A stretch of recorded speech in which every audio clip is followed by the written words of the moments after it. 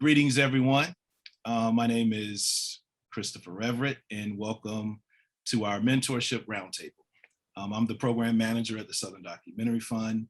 The Southern Documentary Fund is a nonprofit that cultivates documentary media made in or about the American South. We believe that media has the power to change lives, and we provide makers with resources to champion Southern storytelling, serving as a leading advocate, providing filmmakers and artists with professional support, filmmaking grants, and fiscal sponsorship.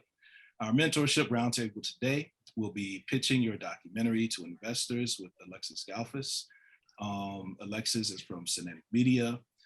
After the presentation, we'll be taking your questions. So definitely, if you have any questions, feel free to post them in the chat. And after Alexis's presentation, we'll definitely be opening up the floor for your questions as well. And you can just raise your hand with the, I think it's like a raise hand option at the bottom, and we'll call on you.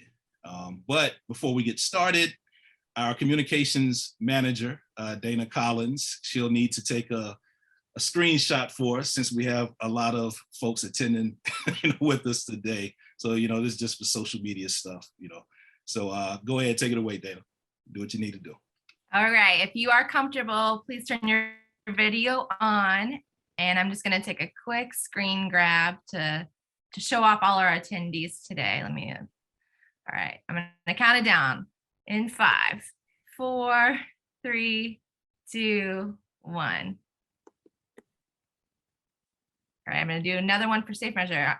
3, 2, 1. All right. I think we're good, Chris. Do you want me to go ahead and spotlight Alexis? Yes, you can go ahead and do that. And Alexis, the floor is yours. Hi, thank you for having me. As Chris mentioned, I'm Alexis. I work at Cinetic Media. And just to give you a little bit of background on Cinetic, we are a film sales, finance, and management company. So we help sell independent films to distributors, taking them either to film festivals or directly to buyers. We help raise financing for projects, so thinking through the best sort of finance plan for a particular project. And we also have a management division that represents a range of filmmakers. So some documentaries that we've worked on recently include Summer of Soul, which we're very happy won on Sunday. Yes. But also Strong Island, Hale County, RBG, Knock Down the House, I Am Greta. So I think a few films that are going to be playing at Full Frame next month too, which is exciting. Like I think Miha's playing there. Maybe Riotsville is playing there too, I think. But anyway, we work on a lot of projects, and my role at the company is head of tracking. So figuring out what projects are out there, what do we want to work on, and in what capacity does it make sense for us to work on it given everything that we do.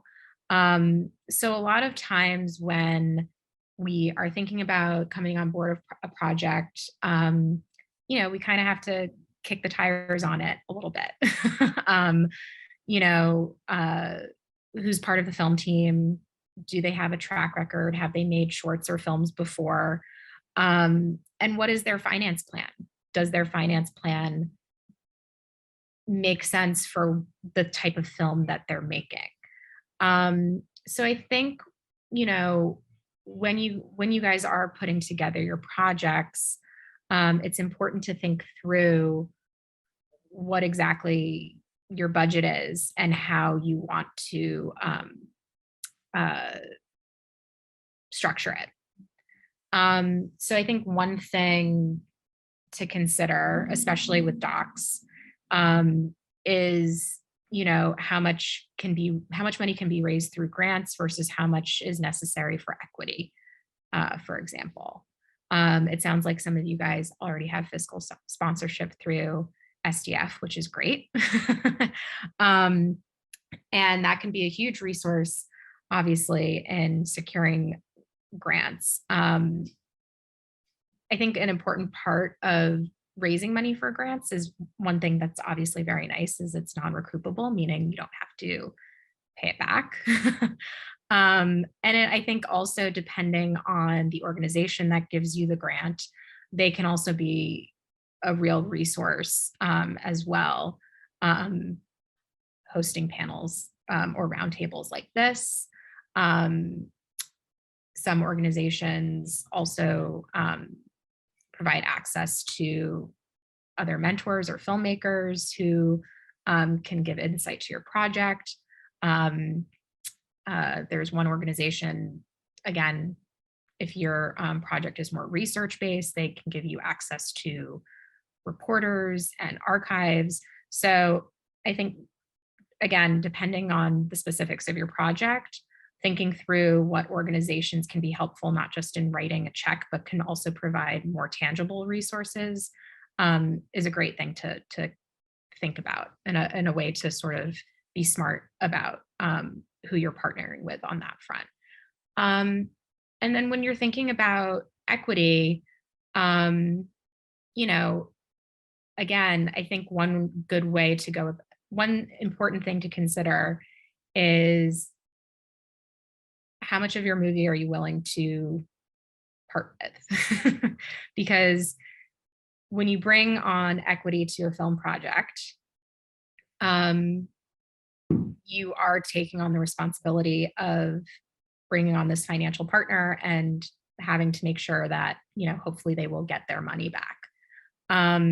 So I think there are so sometimes film projects, they want to put a cap on how much equity they want to take because they want to minimize that risk. I think sometimes,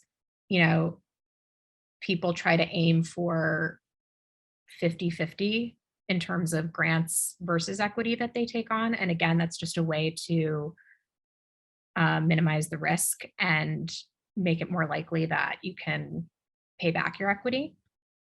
But how it usually works is when you bring on an equity partner, they own part of the film. And the expectation is that they will expect that money back, ideally through a sale, plus some sort of premium, which can be negotiated. And certain equity investors have different expectations and different precedents for how they want to be involved. Some want to be more involved creatively. Some are fine just writing a check. Some have what we call a double bottom line where, they want to make their money back, but they also maybe believe in the issue of the film and want to make sure it has an impact. Or shed light on a certain issue. So again, I think thinking through exactly what partners make sense for your particular project is important. And one way to go about that would be, thinking about how you want to target those partners. I think one good exercise is to think about what films are similar to yours, whether they're thematically similar or shot in a similar way. Maybe it's your film is all archive and there's this other film that's all archive, things like that. And look it up and see who supported it. See who, where it got grants from. Look up who the executive producers are. Look up who the production company is. And I think that's a good way to sort of target who might be appropriate for your particular film if there's a similarity between your film and films that they've previously supported. I think another thing to think about also before you start raising money is what is the nature of your project and what is the most appropriate way to make your film.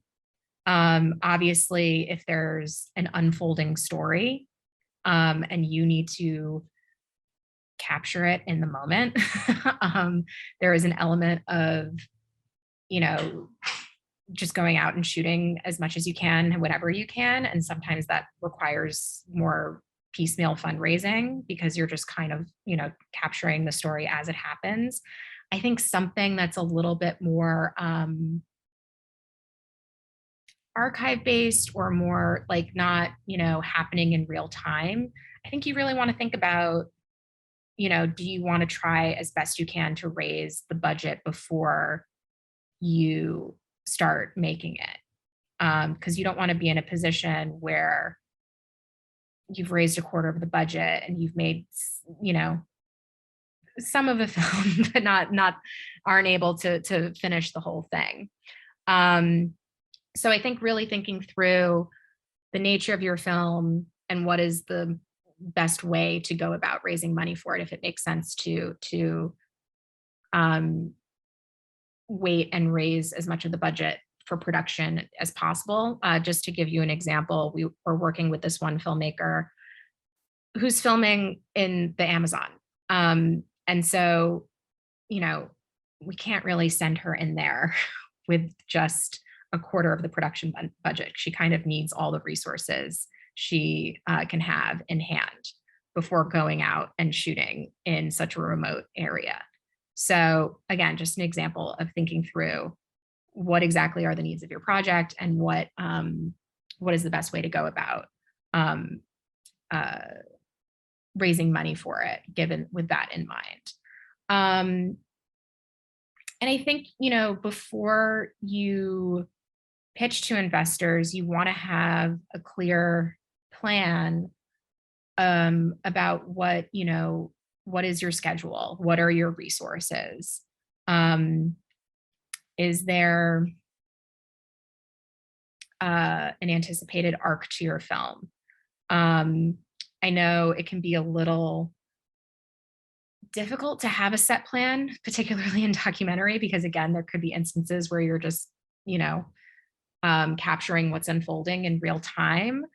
But I think, you know, investors want to make sure that there is an end game. And I think being able to say, you know, we have these upcoming events we're going to shoot, or we anticipate this to happen, can be comforting to investors because they feel like they're just not, you know, they want to know that there's an end game and a plan for getting the film made and out there. So I think it's helpful as much as possible to be able to speak to something like that. And I think, you know, another thing you want to be prepared with is anticipated questions. Again, this can be very specific to your particular project. For example, you know, if you are doing a documentary on a public figure and the public figure is still alive, one anticipated question may be, hey, are they collaborating with you on this? Do you have access to them? Understandable question if you're making a film about a public figure. If you don't have access to them, you should have a reason why. Maybe it's not that type of movie, or maybe there's a creative approach where it's mainly looking at their archives. There could be answers for that. But again, it's just a matter of sort of anticipating what kind of questions you will get, and being prepared to answer them in a thorough and satisfying way to potential partners. You know, another big question for investors in particular is, how am I going to get my money back? So thinking through, again, is there a plan for selling the film, releasing the film?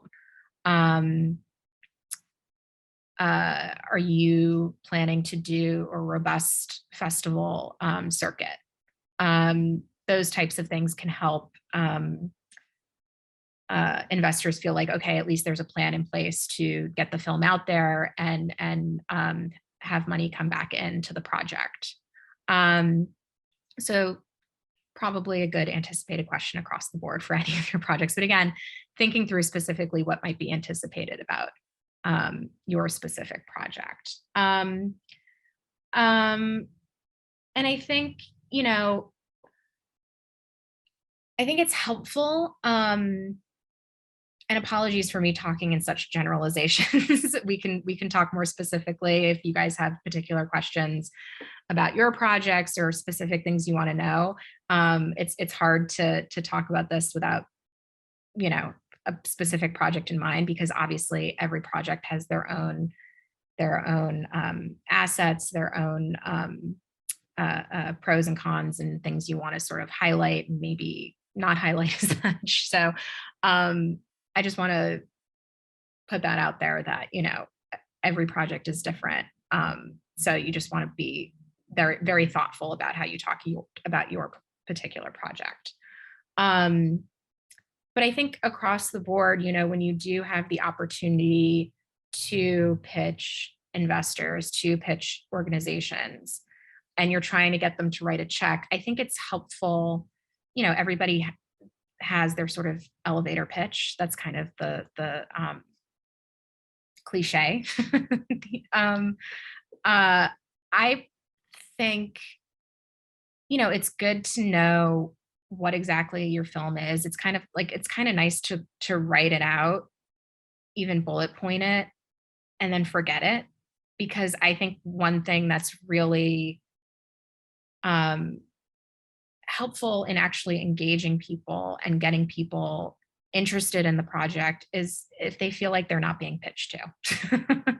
Nobody wants to feel like they're being sold to.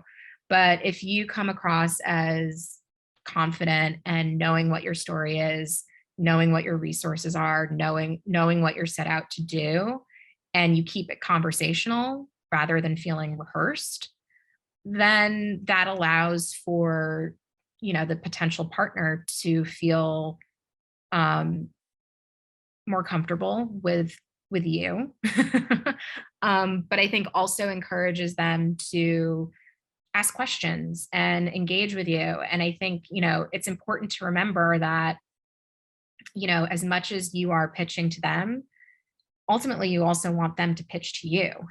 Why would they be a good partner? What can they bring to the table other than writing a check? Do they have, access to particular resources that are helpful? Can they help with production? Do they have connections to festivals or other financiers who can help bring money to the project? I think it's really helpful to keep that in mind also, rather than, feeling like you have to pitch and try to get them to write that check. I think if they feel that pressure, sometimes it can scare them off a little bit. But if, it's like dating, you want to play it cool. You want to, not be too eager. And you want to make them feel like they're getting into something exciting. Like this will be fun for them too.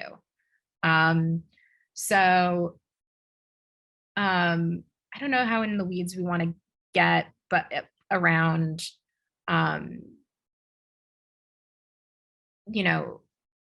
investment partners. But I guess one good resource, and maybe you guys are already familiar with the DPA guidelines, the Documentary Producers Alliance. I just think it's a helpful resource for emerging filmmakers in terms of understanding crediting for producers and executive producers, but also the sorts of funding that can occur for documentary films. So, grants versus equity, the sort of premium expectations.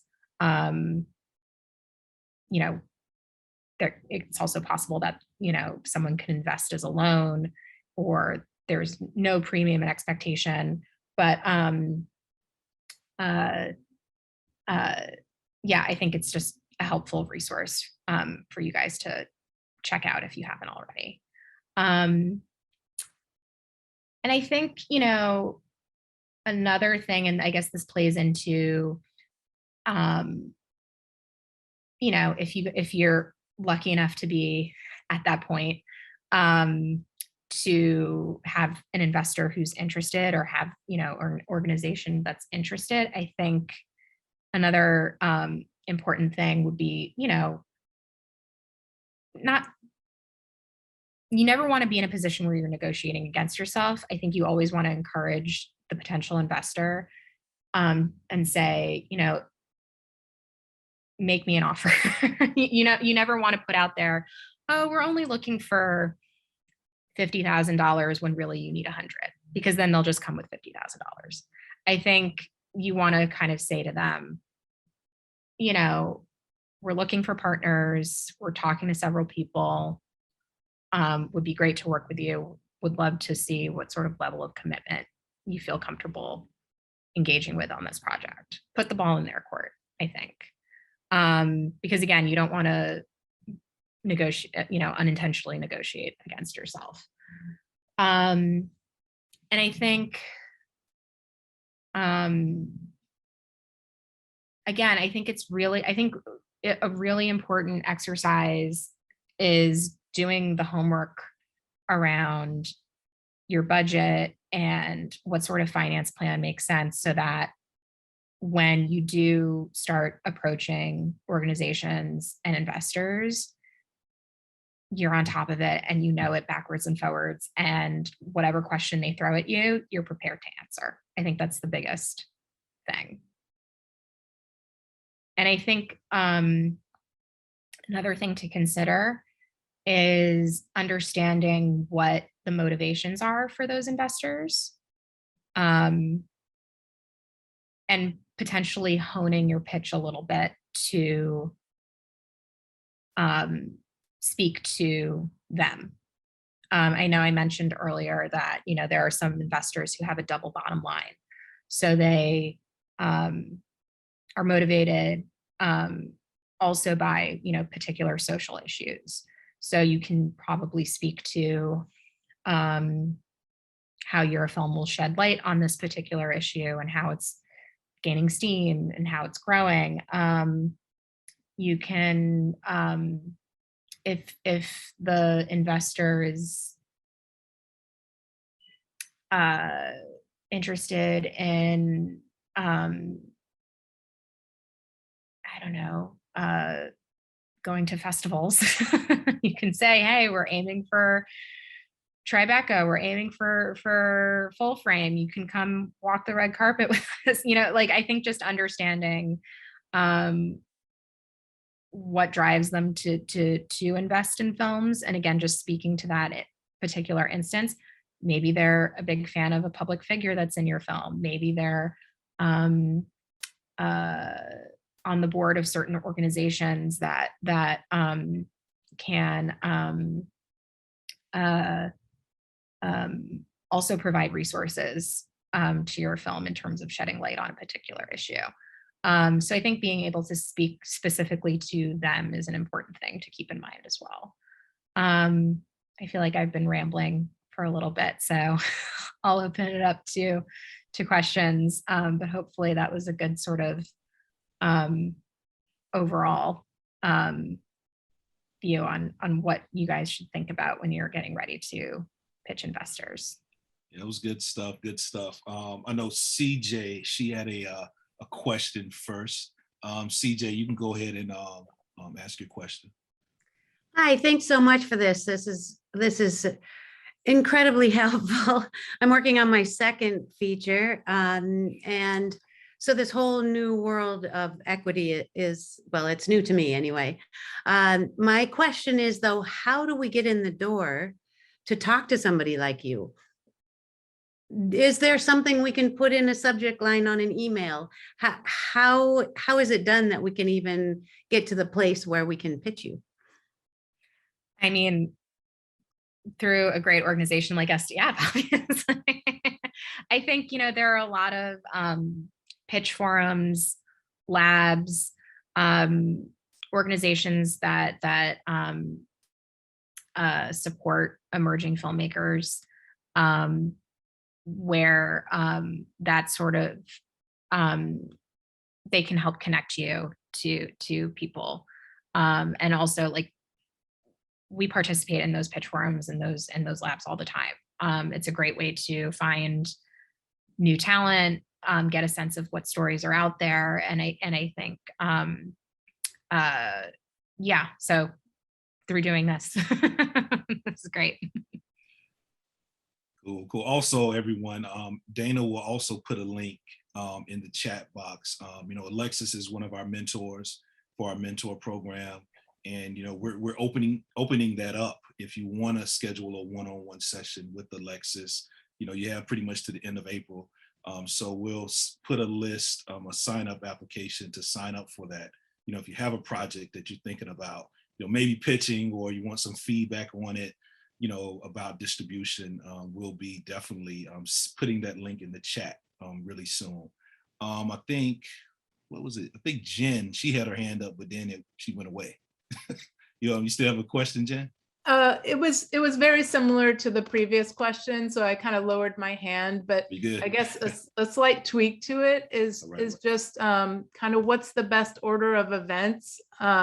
I also kind of come from the public media world, where all of my previous projects have been grant funded, and so I just kind of like don't know where to begin in pursuing this equity avenue. And I have a film right now that feels right for it, but yeah, should I try to find a co-production partner first, or a distributor first, or like, yeah, just sort of what is the best order of events to kind of lead to being able to pitch to equity investors? Yeah. So this is an instance where it's helpful to know more specifics about your project, because it's kind of hard to say without knowing exactly what your film is, what access you have, that kind of thing. I think as a general rule, equity investor, it's hard to get equity investors if your film's already sold, because what is the potential for them to get their money back? So if you are in a situation where you're thinking about pre-selling to a distributor, you want to make sure that covers your whole budget. You don't want to be in a situation where you sell certain rights and you still have to raise, $300,000 to finish the movie. So I think that's an important thing to think about. And we've been in situations where a film gets an offer from public broadcast, and they kind of are at that crossroads of figuring out, like, okay, do I take this money and risk losing more potential upside, but get to make the movie, or do I keep trying to, raise money independently with the hope that it could sell big? It is a risk, and it is something that you kind of have to decide for yourself. But I think as a general rule, like, it's harder for equity investors to be involved if there's already rights sold. Cool. We got Ashley, then Lisa. So Ashley, you got your question, and after that, Lisa, you can do yours. Thank you. Okay, I'm staying off video though. I am wondering how we actually can show the money potential. We are distributing an independent feature doc right now, and we have an impact campaign, and we want to make another film. But in this experience, being an independent film, it seems like documentaries are having a more difficult time making money unless we do an impact campaign and money to fund it. And then, it doesn't seem like Netflix is really giving a lot of money if they're buying content, but that's where audiences expect their content to be, in streaming services. Basically, just how do we show that we can make money, that the film will be distributed? Yeah, I don't know. I mean, it's a risk. Investors are aware that giving money is a risk. Mhm. And whenever we bring people projects, we're very upfront. Like we can say that we see the potential. We can point to similar films that have had successful trajectories. But it's always a risk. There's no going around that. I think, there's a lot of money being spent right now from streamers. I think it's unfortunately going to more known entities and known directors than independent filmmakers. Although, we are certainly trying to widen the pipeline so that more independent filmmakers can have access and get their films on streamers. But there was another element to your question that I'm forgetting, right? If you don't mind reminding me. Well, the impact campaign, it seems like you need a good $100,000 to make sure that your film has an impact. Yeah, I mean, yes and no. Again, this is one of those things where you kind of have to think about what you want out of your release. I think there are some doc projects that frankly, impact campaign isn't important to them. There are others where it's incredibly important to them. So, when you think about, for example, we just worked on this film and we sold it to a streamer, but it was very important to the film team that part of the money went to the subjects of the film and the town that they're from. And that so that they would get actual, money from the sale and resources to protect that particular town. That was something that was very, very, very important to the film team. And so we were able to negotiate for that. Other projects may not care as much about that. That for them, it may be more about awards qualification or getting their name out there so that they can get their next project funded. Again, it depends on the project. It depends on what makes sense for the project. But in terms of impact campaign, I mean, an impact campaign can be so many different things depending on what the film is and what the issue may be. Mm-hmm. It could be, that money could be go towards doing community screenings. That money could be going towards registering voters. There's so many things that can be done and qualify as part of impact. I think it's just really important making sure that it's specific to your film, specific to the issue that you're covering. So do you feel, apologies to just throw out one more question. If we don't show the money potential, we can show the impact potential. Do you think investors would find that interesting? Yeah, there are some investors who are solely interested in impact. Yeah. Who are solely interested in seeing, in making sure that the film reaches specific communities or has specific goals that they can hit. So yeah. Okay, thank you. Yeah, of course. Cool. Lisa, Aaron, then Naveen. Okay. Hey, thank you. I have two questions. I don't want to hog the space, but I think they'll both be really helpful to everyone. And the first one kind of piggybacks on the previous one that was just asked.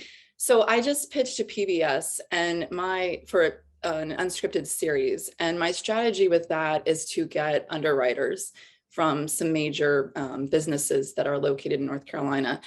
And so from my preliminary conversations with people who know people at these places, their main question for me is like, what will they get? What are they going to get from this show that has not yet aired? And so the pitch deck right now has information about PBS, like what are the investments, PBS audiences, that they have, and other things like the trust factor and that people trust PBS and all these different things.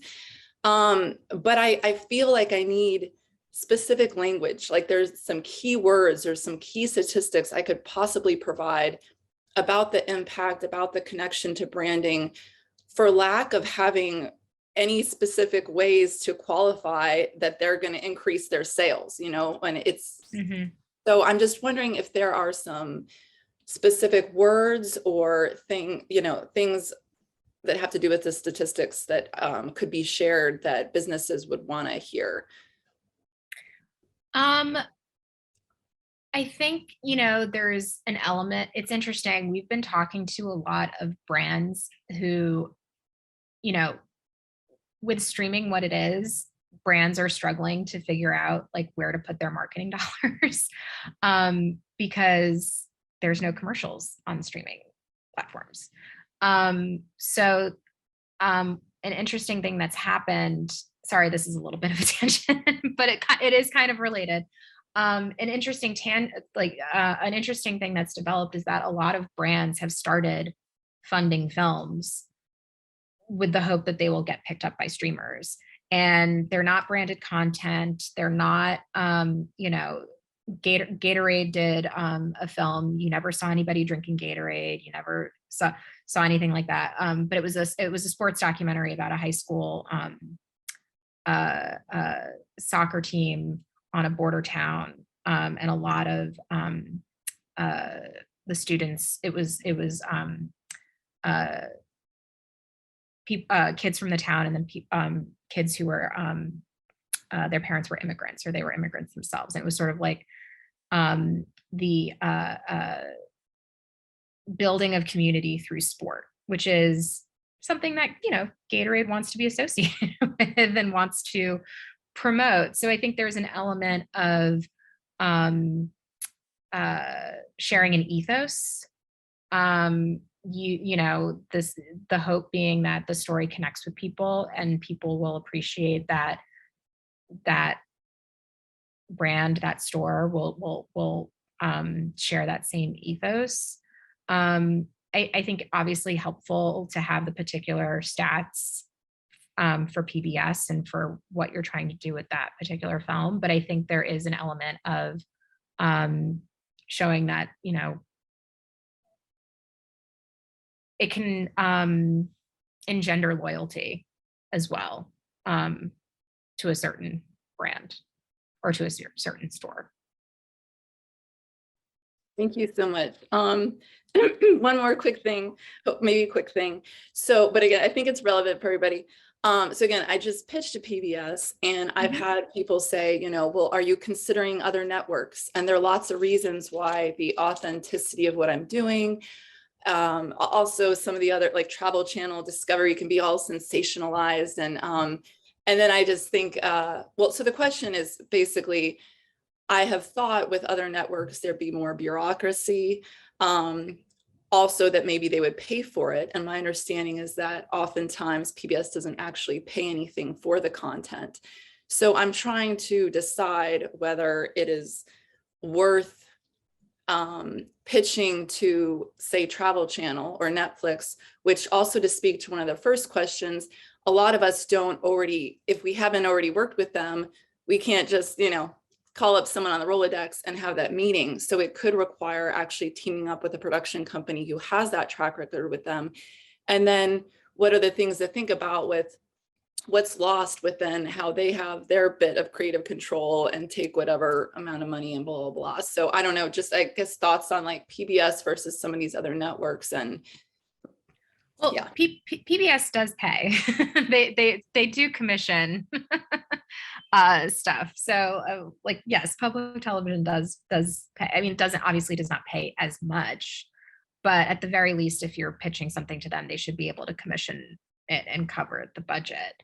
In terms of, reaching other, I mean, we work with new filmmakers all the time and have those relationships with, Netflix and ABC and other options. And sometimes it can be helpful to talk through, understanding what those other options could be. I think having a clear sense of what you want to accomplish with this project, is it getting as wide an audience as possible? Is it making as much money as possible? Is it trying to be authentic to what you're trying to capture? And maybe it makes sense to go the PBS route. We worked on a film that I think was supported by SDF. Always in Season, Jackie Olive's film, and that was something that we got offers for her that they would have made their money back and then some, but it was really important to her to maintain control of the film and do a robust educational and robust community screening. So she actually turned down offers because she wanted to be more in control of the type of release she wanted to do rather than give up some of the power she would have had to given up if she partnered with a distributor. So I think having a clear sense of what you're willing to compromise on and what you're not can help you make those decisions about whether it makes sense to partner with a production company or go to you know, figure out what your options are in terms of selling it. Thank you. Cool. Aaron, and then Naveen, then Meg. Hey, I think Naveen raised his hand for a while now, so I'd let him go first. Okay. All right. Thanks, Aaron. I'm directing a feature documentary called Pinball. Bryn Silverman, who's in the chat as well, she's producing it. And we're actually pitching at Hot Docs Dealmaker in May. And so a lot of, I think what you touched upon is like getting in the head of the people that you're talking to, these investors and buyers. And so for us, it's been kind of a new process, and we're trying to figure out, you know, what's the best way to approach this kind of new way of doing things, especially because it can be virtual. You're going to be talking to so many people. How do we approach this kind of new way of pitching a project and trying to stand out in this kind of like ocean and sea of other films and projects? The speed dating of a pitch forum. Yeah. I will also be doing Dealmaker, so I'm right there with you. Oh, cool. No, I think, you know, one of the benefits of doing something like that is it gives you the time to do your research into who's going to be there and who really makes sense for you to sit down and talk with, and think about how you want to talk to them about the project. I mean, yes, thinking about what may speak to them in particular. I think one thing that's particularly helpful, because as you mentioned, it can be, you know, especially being on Zooms the whole time and not being able to have that personal, you know, actual meeting. I think it's important to, you know, be good about following up, you know, and you know, emailing people who you think get the project afterwards and saying, you know, thank you for your time, maybe following up with more information, more material. But like I said, I think it's also an opportunity for you to see who really gets the project and sparks to it. You know, I this is my own personal preference, but again, like I don't want to feel like I'm being pitched to, or that's like this super rehearsed thing, because I think, and I think for you too, like if I'm asking questions and actually like engaging with you on it, then you can tell that like, oh, this person might actually be thoughtful and have some good ideas about my project. You don't want to be, you know, you don't want to write out a whole pitch and then just read it, you know, 25 times to people who are going to be participating in Dealmakers. You want to have substantive conversations and also get a sense of them, of what, you know, they could also bring to the table. Great. That's super helpful. Thank you. Go ahead, Aaron, with your question. Hey, thanks so much for doing this. I guess my question kind of falls in the idea of pitching and so the format that goes into it. Obviously, in a pitch, there's there's a lot of information that's going to be presented. Also just being mindful of what information is presented and what people want to see. Do you have a checklist of information that needs to be covered in a proposal of a documentary or an idea? Yeah, that, and then also just a format or structure and how it's presented. I wish I could give you a silver bullet answer, but every project is different. Every project has its own, it's interesting. We're getting ready to pitch a couple of things, and we've been practicing with our filmmakers, and they're very different projects. One already has a 20-minute reel. So buyers will already have a sense of who they have access to, what the show will look like, the sort of tone of it. But they're still shooting. So they don't really have a sense of, how it's going to end quite yet. Right. So in that situation, we're leading with the reel, and we're setting up the film teams when they sit down with these buyers to talk about what they anticipate, to talk about their own experience. This is a very experienced team. They have a track record. So we're sort of leading with that. To give you another example, we're working on another project where it's a very green film team. The film team, the director, I think, has directed one movie, and the producer has done like a bunch of shorts, but they have a well-known production company on board. And given their access to the particular world that they're filming, they have a very unique position in it. And to also give them a little bit more credibility, we also partnered them with The Atlantic. So they also have the resources of this publication to help them tell the story. So with that, it's kind of justifying them as the right people to tell this story, while also being aware that, they are green, but hey, it's okay, because look, you have this established production company and this established publication to vouch for them. Okay.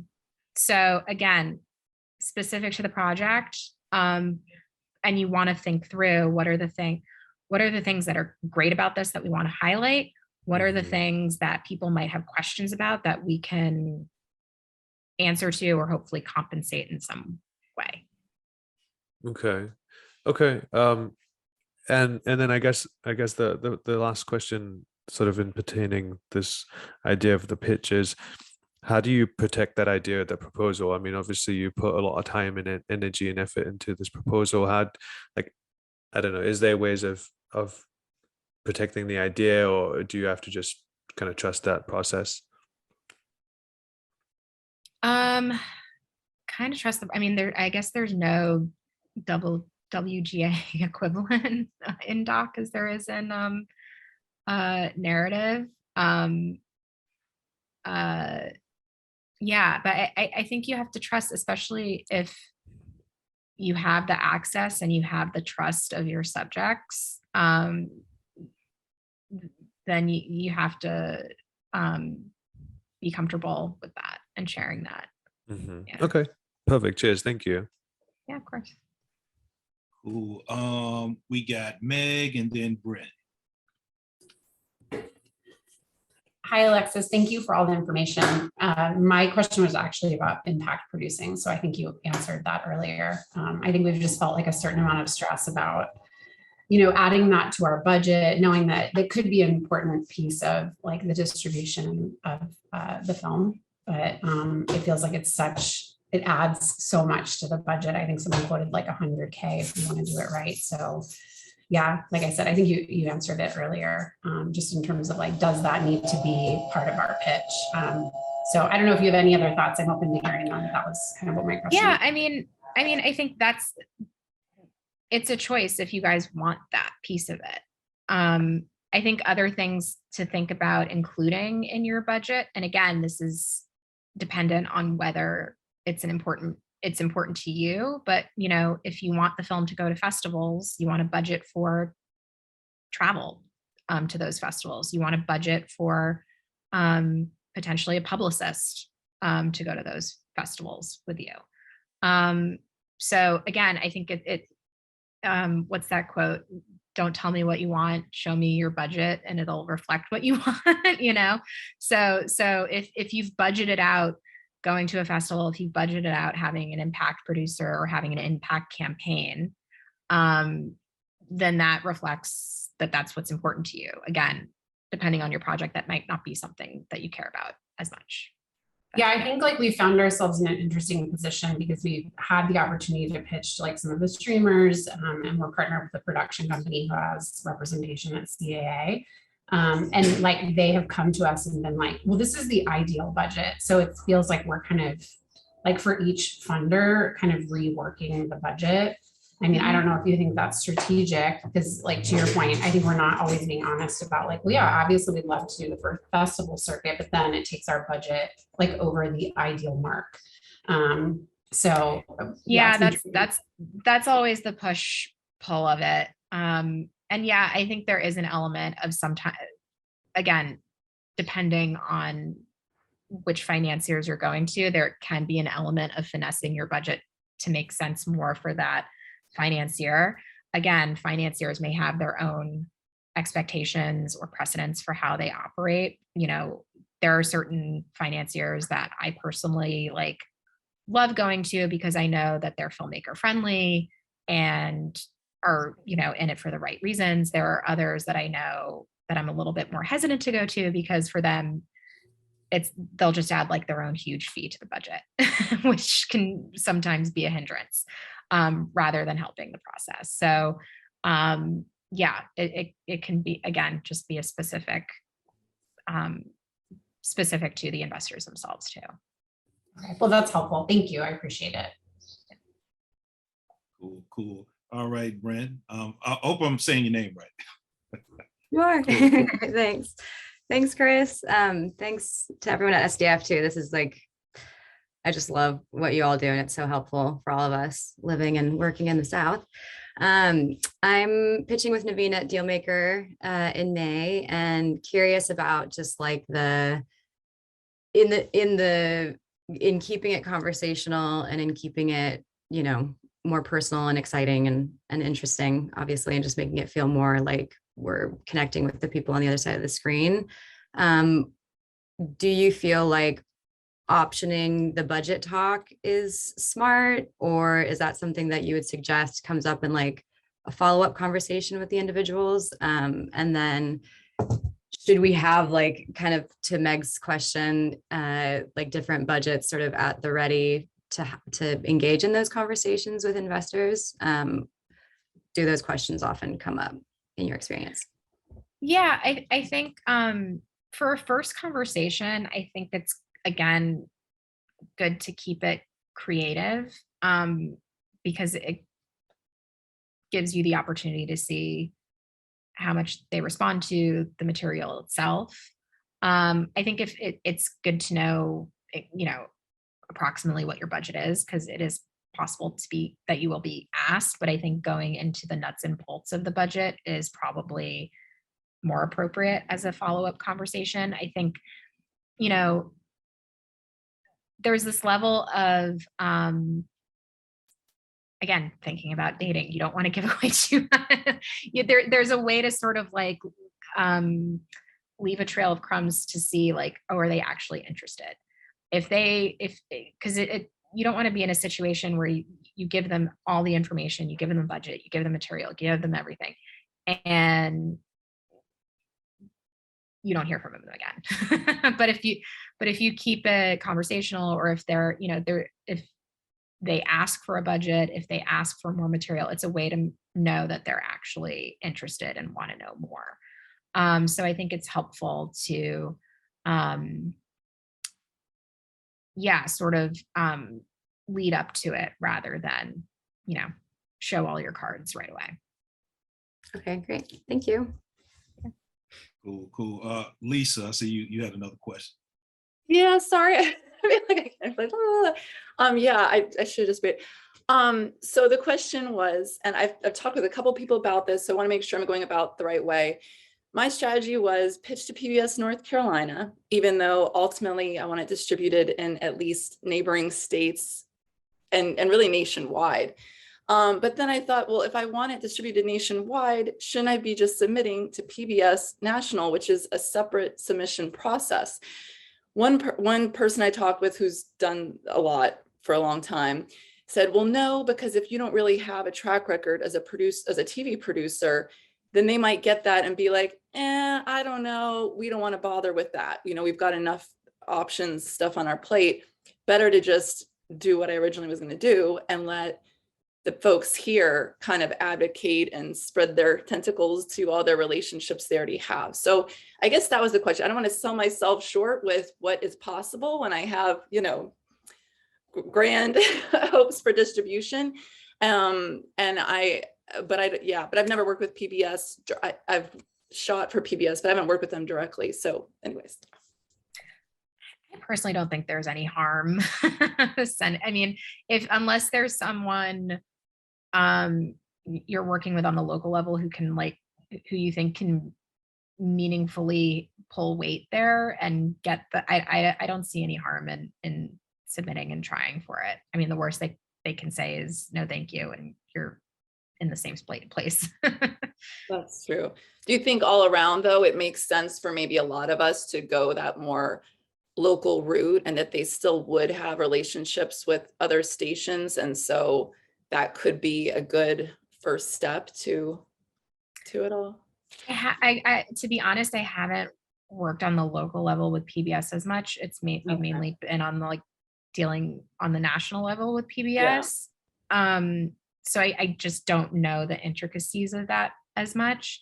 But I mean, on the national level, they take stuff from new filmmakers all the time. And I think there are other ways that they, give credibility to filmmakers. Again, if they've gotten institutional support from other organizations, if they're pitching at certain forums or they've gotten certain grant, there are other ways rather than just whether you've made a film before with them that they can justify coming on board. Thanks. All right. Alexis, I have a question as a filmmaker. Go for it. Yeah. So I guess what will actually, I guess, make your pitch, I guess, stronger? You know, should we have a concept reel in place? Should we have a pitch deck? You know, what's a good package? And I know it kind of varies, you know, because even with some of my projects, I ain't have anything. They just say, yo, I just want to write you a check because I like what you did with your first film. But with some newer ideas that I've been trying to pitch, what's I guess a good competitive package? What should that include? I think having a deck is helpful because it can lay out exactly what you're intending to make, but also provide helpful visual to sort of set the tone of what your project is going to be. If you have the ability to put together a pitch reel, great. But I think at the bare minimum, having a deck is the most helpful. And I think things you would want to highlight, again, depending on what exactly your project is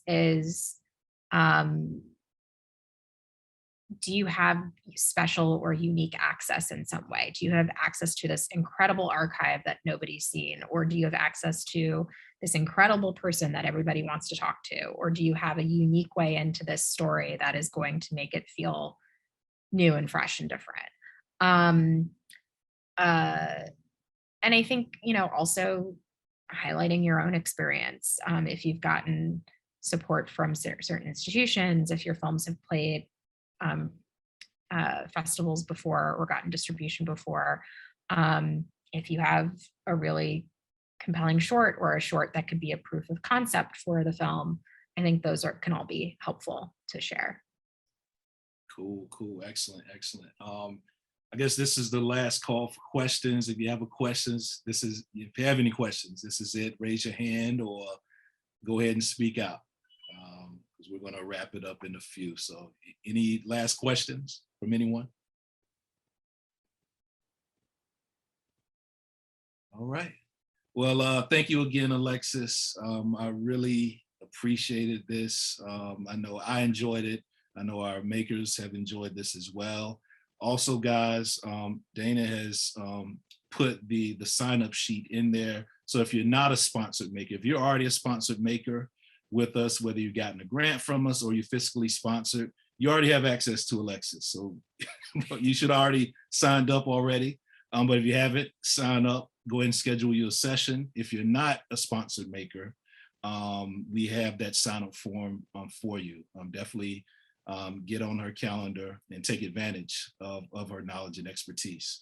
But again, I just want to thank everyone for joining us today for this mentorship roundtable. And also, if folks who aren't fiscally sponsored by us and have a project that they are interested in applying for fiscal sponsorship for us, we have an info session coming up on April 20th, 1 p.m. Eastern Standard Time.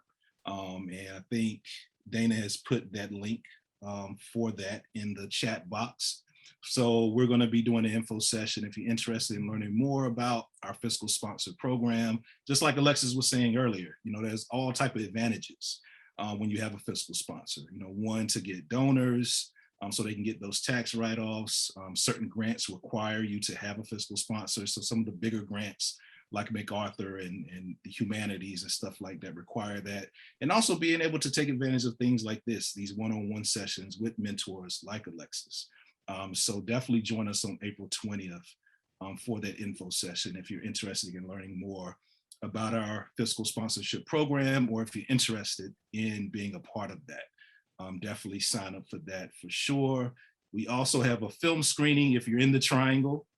May 7th actually is one of Cinetic Media's projects, Stay Prayed Up. So if you're in the Triangle, if you're in Durham, Chapel Hill, Cary, Raleigh, come through to the Carolina Theater to watch that. It's going to be hell of an event, music performance as well. So if you're in the area, please join us on May 7th at the Carolina Theater. Tickets are on sale now. So if you can come, join us for that. So again, in closing it out, my name is Chris Everett and I'm with the Southern Documentary Fund. And today was our mentorship roundtable, pitching your documentary to investors. Have a good day.